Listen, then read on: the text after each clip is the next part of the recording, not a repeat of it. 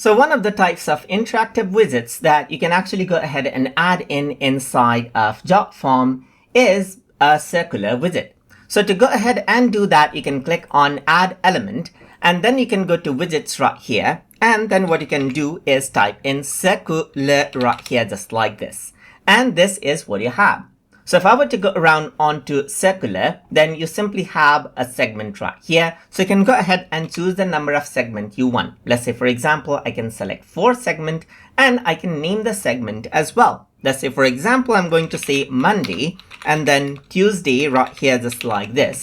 And then I'm going to say Thursday and Friday right here. Then you'll see a faint, let's say, for example, label right here on the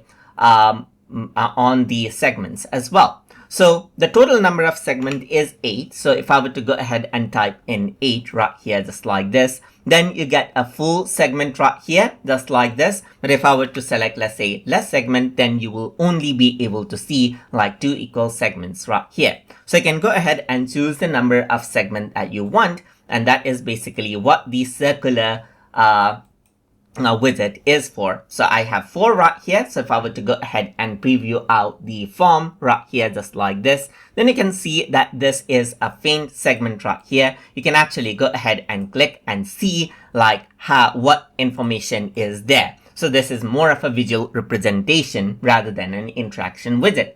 So that is basically how you can go ahead and then add in circular widget inside of Jotform.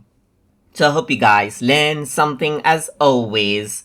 And as always, please like, comment, share, and subscribe